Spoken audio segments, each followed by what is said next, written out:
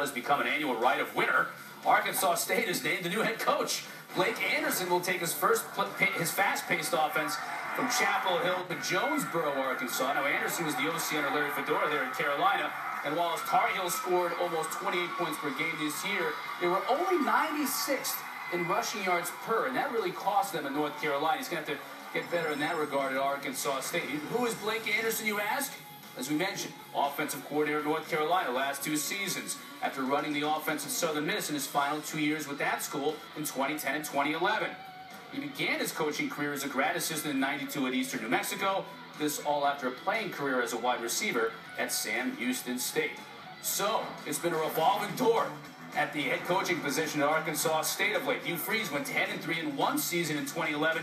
Then, in that offseason, he took the head job at Ole Miss in 2012. Gus Malzahn took over to lead the Red Wolves to another 10-3 year. And like Freeze, Malzahn would also leave for a job in the SEC. Now he's at Auburn, and he's playing for a BCS national title. Finally, in 2013, Brian Harsin arrived from Texas and led Arkansas State to 7 wins in his first season. However, like the pair before him, Harsin was one and done, and he accepted the Boise State head coaching job last week.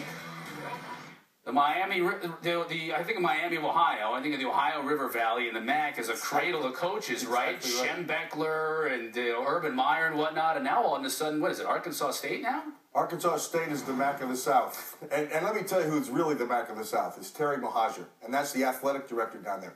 And so if you look at each and every one of those names that Chris just mentioned, the first thing you see is that he's hired offensive people all the way through. He knows what he wants. He knows what he wants in terms of what they have down there. And the big key is that each success, every time the coach has had success, he's also left the next coach with some players. And that would be the same thing now with Anderson. He's going to have to come in there and implement his system, but there'll be a lot of carryover because he has the type of players at Arkansas State who can do what he does. And that's the perfect fit.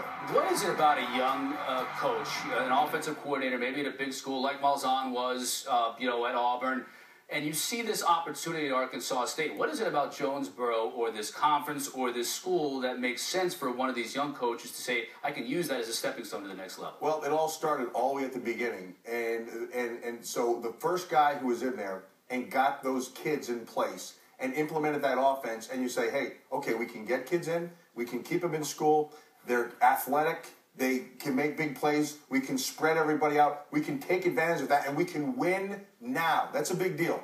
And so after the first one left, the second one comes in, did the exact same thing. So I think what it is right now is there's kind of a base there. They know what they're getting. They know what they're getting into. They know the conference they're in. It's a good conference. They play good football. And you can prove yourself, and that's really what they're looking for. Well, finding a new head coach at Arkansas State is a little bit different than finding one at Texas, to be sure.